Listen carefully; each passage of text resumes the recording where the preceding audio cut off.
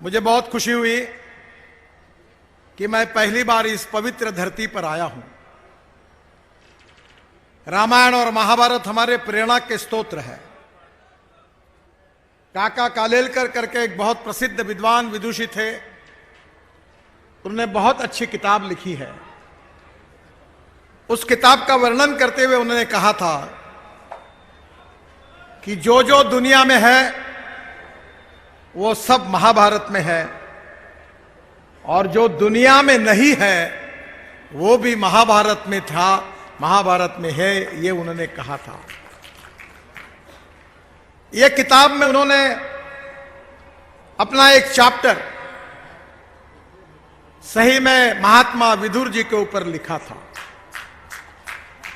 महात्मा विदुर जी की ये पावन भूमि है, जिन्होंने हर समय न्याय के लिए, एकता के लिए, नैतिकता के लिए पूरे ऐसे मापदंड प्रस्तापित किए थे कि हजारों सालों के बाद भी महात्मा विदुर को हम कभी भूल नहीं सकते।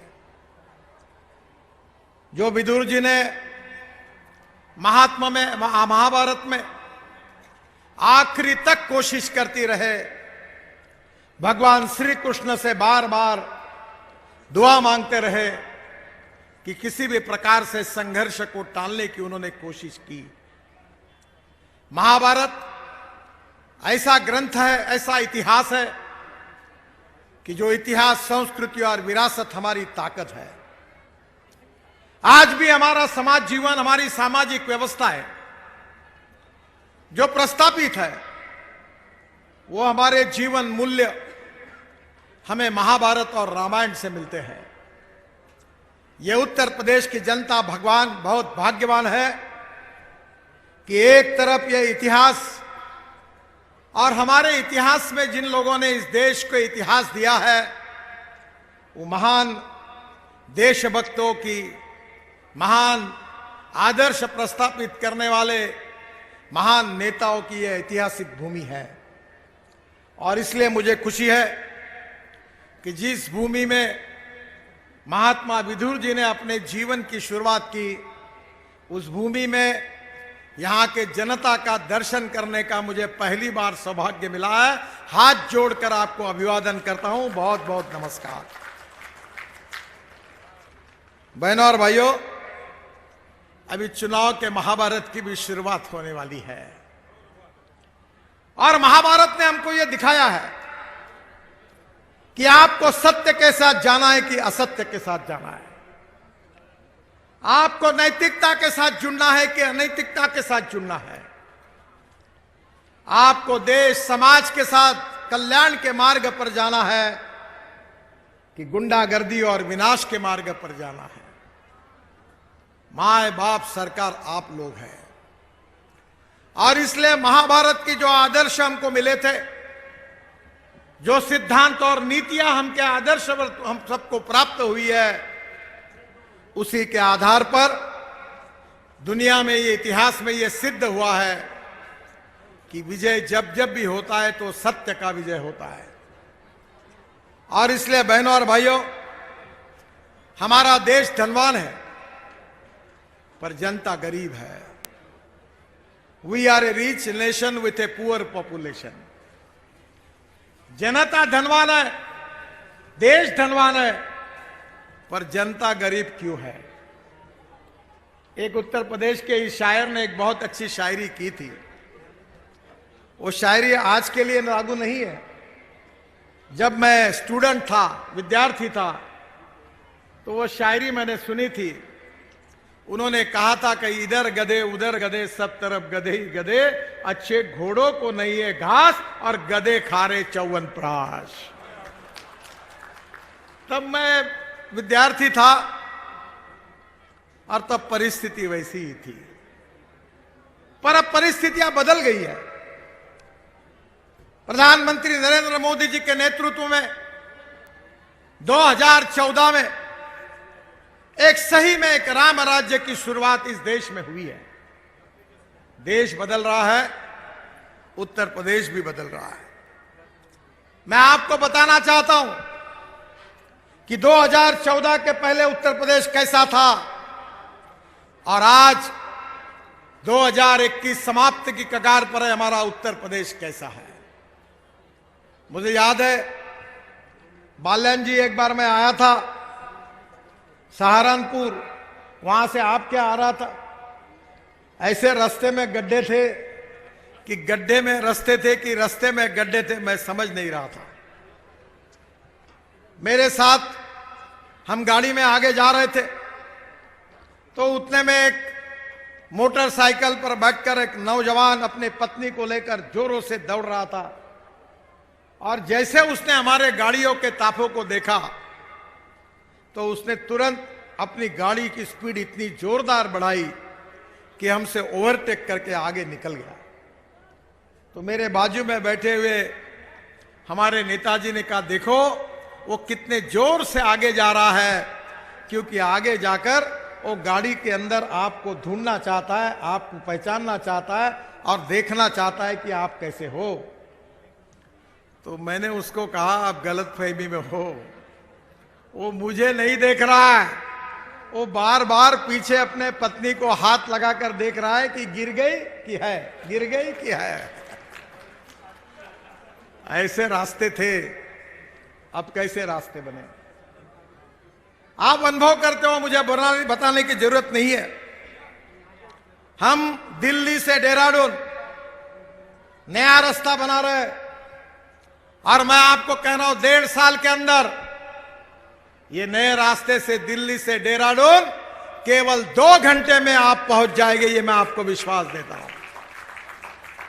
दिल्ली से हरिद्वार 2 घंटे में, दिल्ली से चंडीगढ़ 2 घंटे में, दिल्ली से जयपुर 2 घंटे में, दिल्ली से अमृतसर 4 घंटे में, दिल्ली से कटरा 6 घंटे में और दिल्ली से श्रीनगर केवल 8 घंटे में पहुंचाने का काम हम कर देंगे।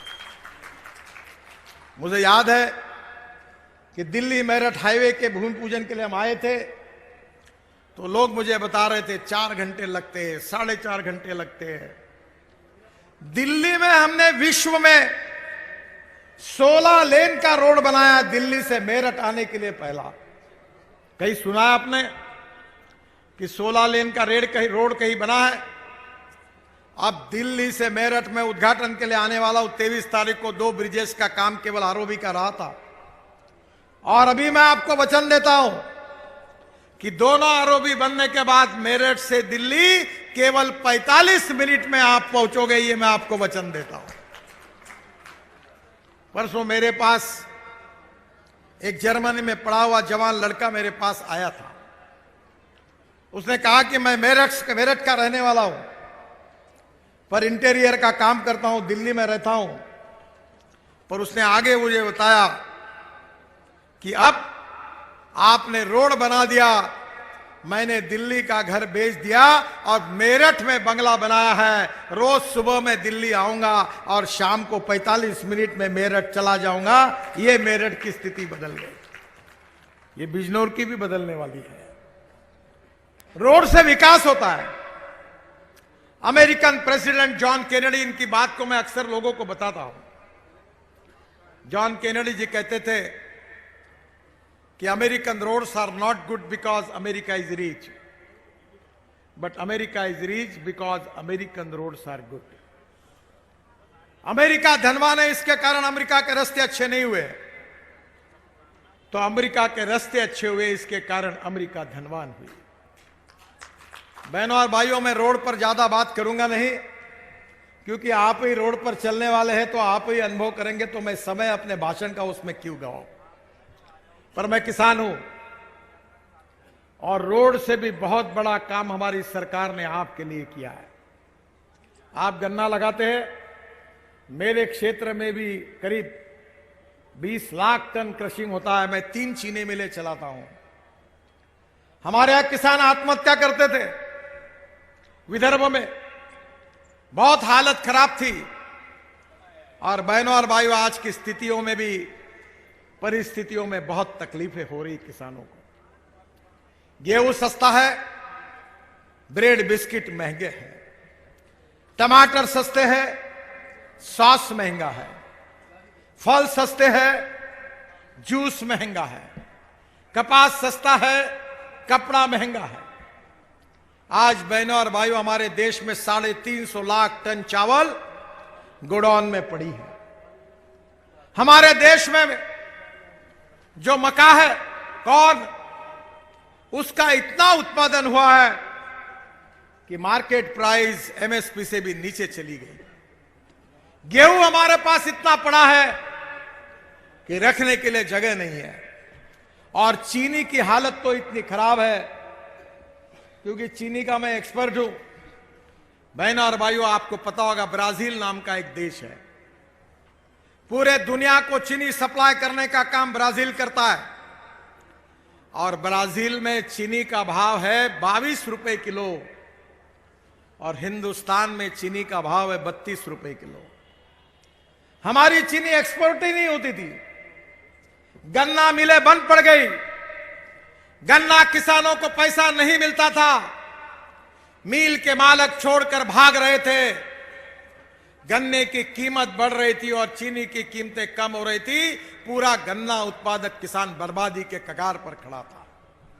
ये संजीव जी को पता है। ये मेरे पास आते थे, हम सब कैसे करेंगे। तब हमारी सरकार ने, और मैं 2004 से कह रहा हूं कि इस देश का किसान केवल अन्नदाता नहीं बनेगा, तो इस देश का किसान ऊर्जादाता बनेगा। ये बात मैं 2004 से कह रहा था। और हमारी सरकार ने पहली बार निर्णय किया कि अब गेहूं, चावल, मक्का, इससे किसान का कल्याण नहीं होता। अब किसान पेट्रोल डीजल का पर्याय देगा। हमने इथेनॉल की शुरुआत की। आज जो पेट्रोल इंजन की गाड़ियां हैं, मैं ही ट्रांसपोर्ट मंत्री हूं, अभी हम इथेनॉल के पंप खोल रहे हैं। मैं आप सबको कहूंगा कि इथेनॉल के पंप खोलो। मैं अगले सप्ताह में एक एडवाइजरी निकाल रहा हूं कि जो टोयोटा, होंडा, मर्सिडीज, बीएमडब्ल्यू, ये बजाज की स्कूटर बाइक, टीवीएस की बाइक, हीरो की बाइक, स्कूटर अब 100% पेट्रोल पर नहीं चलेगी, तो किसानों ने तैयार किए 100% बायो इथेनॉल पर चलेगी। इसका फायदा क्या होगा? आपके गन्ने से चीनी नहीं बनेगी, इथेनॉल बनेगा। और ये फ्लेक्स इंजन है। थोड़ा टेक्निकल सब्जेक्ट है, आप समझ लो। फ्लेक्स इंजन का मतलब यह है कि पेट्रोल की जो कार है उसमें 100% पेट्रोल डालो, या आपके पास चॉइस है 100% इथेनॉल डालो। आपकी स्कूटर, आपकी ऑटो रिक्शा, आपकी कार, अब 100% किसानों ने, जो गन्ने के जूस से इथेनॉल बनता है, जो सी मोलाइसिस जिसको आप शीरा बोलते हैं, उससे इथेनॉल बनता है, जो 7% शुगर जिसमें जाती है, बीएबी मोलाइसिस, उसमें इथेनॉल बनता है। इतना ही नहीं, तो शुगर केन जूस से भी अब इथेनॉल बनने लगा।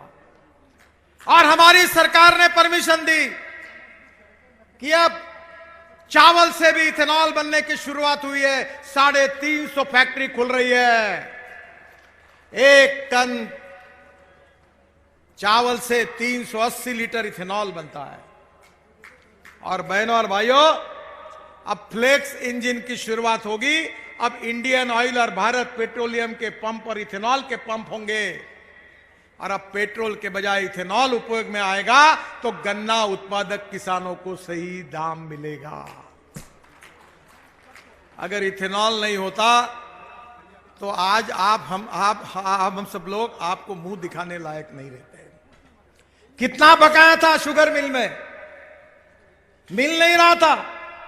योगी जी के नेतृत्व में पहली बार गन्ना उत्पादक किसानों को उनका पैसा मिलने का काम अगर किसी सरकार ने करके दिखाया, तो वो योगी जी के नेतृत्व में, केशव जी के नेतृत्व में उत्तर प्रदेश की सरकार ने करके दिखाया। बहनों और भाइयों, इतने पे काफी नहीं है। टेक्नोलॉजी बहुत महत्वपूर्ण है। मैं 2 चीजें अक्सर लोगों को समझाता हूं कि innovation, entrepreneurship, science, technology, research, skilled, और सक्सेसफुल प्रैक्टिसेस को हम नॉलेज कहते हैं, ज्ञान कहते हैं। और conversion of knowledge into wealth हमारे देश का भविष्य है। और दूसरी बात बताता हूं, conversion of waste into wealth. और बहनों और भाइयों, मैं आपको विश्वास देना चाहता हूं कि जो गन्ने का जूस निकलने के बाद जो बगास निकलता है, उससे हम ग्रीन हाइड्रोजन तैयार करेंगे। मैं बाल्यान जी के पीछे लगा हूं। मैंने अपना खुद का ट्रैक्टर, आप शांति से सुन लो और उसकी शुरुआत करो। यहां मेरे यहां ट्रैक्टर कन्वर्ट हो रहे हैं। मैंने अपने खुद का ट्रैक्टर देश का पहला बायो सीएनजी पर कन्वर्ट किया है। और ये बायो सीएनजी तैयार होता है परली से। परली जो आप जलाते हो, जिससे दिल्ली वाले चिल्लाते प्रदूषण होता है करके, हरियाणा, पंजाब, पश्चिमी उत्तर प्रदेश परली जलाती है और दिल्ली में प्रदूषण होता है। मेरे पास आओ, मैंने प्लान डाला हुआ है, मैं आपको टेक्नोलॉजी फुकट में देता हूं। 5 टन परली से 1 टन बायो सीएनजी निकलेगा। और मेरा ट्रैक्टर के पीछे मैं 1.25 लाख रुपए साल की बचत कर रहा हूं। ट्रैक्टर देखने के लिए नागपुर आ जाओ, वो किट वाले को भी भेज देता हूं। बाल्यान जी प्लान डाल दो, यहां पूरी परली, bagasse, cotton straw, wheat straw, rice straw सब डाल दो। इस देश का किसान अब ऊर्जा तैयार करेगा और किसान का भविष्य बदल जाएगा। ये विचार हमारे सरकार ने दिया। और अभी तो मैं जनवरी के पहले सप्ताह में आप सबको आमंत्रित कर रहा हूं, मेरे घर पर आओ। मैं ऐसे गाड़ी में आपको बिठाऊंगा कि पानी से ऑक्सीजन और हाइड्रोजन अलग करके हाइड्रोजन पर, ग्रीन हाइड्रोजन पर गाड़ी चलेगी। और आपके फरीदाबाद में इंडियन ऑयल का जो लेबोरेटरी है, वहां हमने ग्रीन हाइड्रोजन बनाया है। और देश की पहली कार मैं पायलट प्रोजेक्ट करके मेरे घर में एयर कंडीशन टोयोटा की कार जापान से आई है, दिल्ली आके पड़ी है। और 1 जनवरी में मैं हाइड्रोजन के गाड़ियों में आप सबको घुमाऊंगा और पार्लियामेंट जाऊंगा। ग्रीन हाइड्रोजन बहुत सस्ता है। मेरे क्षेत्र में मैंने टॉयलेट का पानी हमारी म्यूनिसिपल कॉर्पोरेशन का बेच दिया। टॉयलेट का पानी कितने में बेचा होगा? 325 करोड़ रुपए हमको साल के मिल रहे टॉयलेट का पानी बेचकर। अब बाल्यान जी, आप इंजीनियर हो, आपकी जिम्मेदारी है। नेतागिरी के साथ यह टेक्नोलॉजी आपका काम है लोगों तक पहुंचाना। तो रूफटॉप सोलर बनेगा, अंदर में सॉलिड वेस्ट जो कचरा है उसका सेग्रीगेशन होगा। और जो पानी और ऑर्गेनिक वेस्ट है उससे ग्रीन हाइड्रोजन तैयार होगा। उस पे रेलवे चलेगी, फैक्ट्री चलेगी, कोयले की जरूरत नहीं पड़ेगी। उससे गाड़ियां, ट्रक चलेगी और देश का चित्र, तस्वीर बदल जाएगी और किसान ऊर्जादाता बनेगा। यह सपना भारतीय जनता पार्टी के सरकार का है। अगर आप ऊर्जा बनाओगे, 8 लाख करोड़ का इंपोर्ट है पेट्रोल डीजल का, 5 साल में 25 लाख करोड़ का होगा। और ये 25 लाख करोड़ अगर बचाकर इन किसानों के घर में जाएंगे और किसानों के बेटों के हाथों को काम मिलेगा, ग्रीन फ्यूल तैयार इस देश में होगी, तो देश की तकदीर बदल जाएगी। उत्तर प्रदेश के जवान लोगों को काम मिलेगा, बेरोजगारों को काम मिलेगा और किसानों को उनके फसल का सही दाम मिलेगा। आम की तो कीमत मिलेगी, आम की, उसके साथ गुठली की भी कीमत मिलेगी। और बहनों और भाइयों, यह टेक्नोलॉजी लाने का काम हमारी सरकार ने किया है। और मैं हवा में बात नहीं करता। मैं हिंदुस्तान के पत्रकार बंधुओं को हर बार कहता हूं कि मेरी जितने भाषण है उतने रिकॉर्ड कर लो। मैंने कही हुई बात को रिकॉर्ड करके एक भी बात सिद्ध नहीं हुई तो ब्रेकिंग न्यूज लगा दो। आपको हाथ जोड़कर मैं क्षमा मांगूंगा। जो मैंने कहा वो डंके के चोट पर हमारे सरकार ने करके दिखाया। गांव गरीब मजदूर किसान का कल्याण करना चाहते हैं, किसानों की तकदीर को बदलना चाहते हैं, जवान लोगों के हाथों में काम देना चाहते हैं। बहनों और भाइयों, जब तक रोड नहीं बनेंगे, पानी नहीं होगा, बिजली नहीं होंगी, कम्युनिकेशन के साधन नहीं होंगे तो उद्योग कैसे आएंगे? और उद्योग नहीं आएंगे तो जवान लोगों को रोजगार कैसे मिलेगा? पहली बार योगी जी के नेतृत्व में और केशव जी के नेतृत्व में उत्तर प्रदेश को एक नई दिशा मिली है। हम उत्तर प्रदेश में केवल गुंडागर्दी को समाप्त नहीं कर रहे, हम उत्तर प्रदेश की गरीबी, भूखमरी और बेरोजगारी को भी समाप्त करने जा रहे हैं। जो 5 साल आपने देखा था वो तो ट्रेलर था, असली फिल्म शुरू होना बाकी है।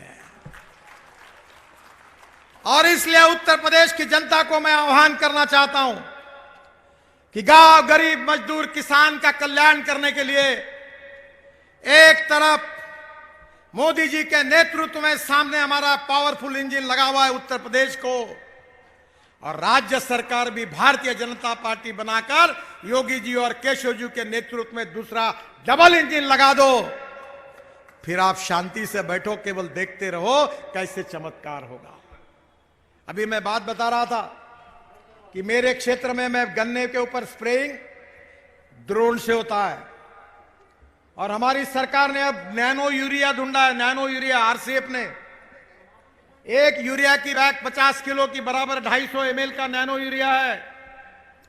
हम यूरिया फेंकते हैं, 70% वेस्ट जाता है, 30% केवल गन्ने को मिलता है।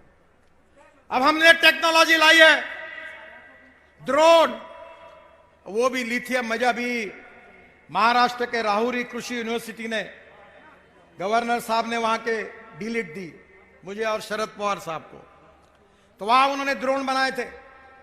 तो ड्रोन थे लिथियम आयन बैटरी पर। मैंने कहा ये मत बनाओ, ये 6 लाख रुपए का है, 1.5 लाख करो कीमत। बोले कैसी होगी? मैंने बोला 20,000 रुपए का फ्लेक्स इंजन पेट्रोल डालो और ड्रोन उड़ाओ।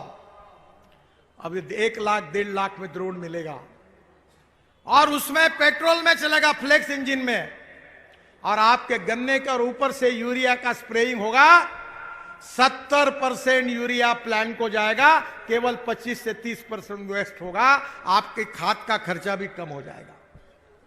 बहनों और भाइयों, हमारी सरकार टेक्नोलॉजी ला रही, गांव, गरीब, मजदूर, किसान के कल्याण की बात कर रही है।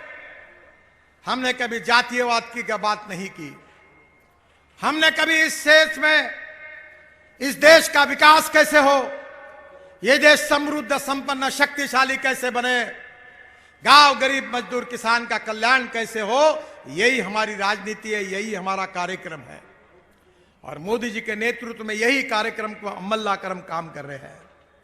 और इसलिए मैं आपको पास ये कहने के लिए आया हूं कि हमने किया हुआ काम, भारत सरकार का काम, मेरे विभाग का काम, आप जहां जाओ वहां देख लो।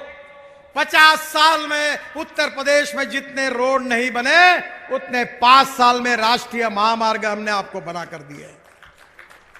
अरे गंगा को भी शुद्ध कर दिया।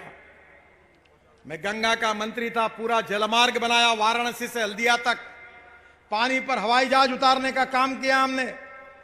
अब आप तो दिल्ली से, मैंने मथुरा का भी काम मंजूर किया है, अपने यमुना का, कि पानीपत, सोनीपत से लेकर यमुना को शुद्ध करके, ड्राफ्ट मेंटेन करके हम दिल्ली से मथुरा, मथुरा से आगरा, आगरा से इटावा, और इटावा से प्रयागराज जाएंगे।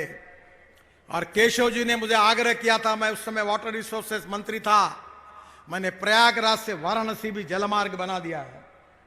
वाराणसी से हल्दिया, हल्दिया से बंगाल की खाड़ी, फिर ब्रह्मपुत्रा का ड्रेजिंग कर दिया, और बांग्लादेश में घुसकर भी मैंने मुंगली पोर्ट तक ड्रेजिंग कर दिया। अब Indonesia, Malaysia, China, Singapore, Bangladesh, north east, Panipat, Sonipat से जहाज निकलेगा और बांग्लादेश तक जाएगा, चाइना तक जाएगा। ये जलमार्ग भी लगभग हमने पूरा कर दिया। ये काम हमारी सरकार ने करके दिखाया। अविरल निर्मल गंगा का सपना हमने पूरा करके दिखाया। अयोध्या में हमारी आस्था थी, भगवान प्रभु रामचंद्र का मंदिर बने। सुप्रीम कोर्ट के निर्णय के बाद आज भव्य मंदिर का निर्माण का काम भी अब पूरी जोरों से चल रहा है। ये राम राज्य की ओर हम जा रहे हैं। जिस महात्मा गांधी जी ने इस राम राज्य का उल्लेख किया था, वो राम राज्य इस देश में लाना, यही भारतीय जनता पार्टी का मकसद है, यही मैनिफेस्टो है, यही जाहिरनामा है, और यही हमारा वचननामा है। बहनों और भाइयों, योगी जी और केशव जी के नेतृत्व में उत्तर प्रदेश की सरकार ने भी इतना ही ऐतिहासिक काम किया है। आपका प्रेम, आपके शुभकामना और आशीर्वाद अगर पीछे रहेगा तो जैसे मैंने कहा था कि जो देखा है वो तो ट्रेलर था, असली फिल्म अब शुरू हो जाएगी और उसके लिए आप सबके आशीर्वाद चाहिए। वो आशीर्वाद के लिए जनविश्वास यात्रा की शुरुआत हो रही है। जो विश्वास आपने हमारे ऊपर बताया, जो प्रेम आपने हम सबको दिया है, उसको आगे भी इसी प्रकार से वृद्धिंगत करके इस जनविश्वास यात्रा पर आपका प्रेम, आपका सद्भाव के साथ आपका पूरी तरह जो ध्यान रहेगा वो निश्चित रूप में उत्तर प्रदेश की तस्वीर को बदलने के लिए और एक राम राज्य की शुरुआत करने के लिए आपका आशीर्वाद को हम प्राप्त करने जा रहे हैं। आपका आशीर्वाद हमारे साथ रहेगा, इसी विश्वास के साथ आपको बहुत बहुत धन्यवाद, आपका अभिनंदन, शुभकामनाएं। भारत माता की, भारत माता की, भारत माता की।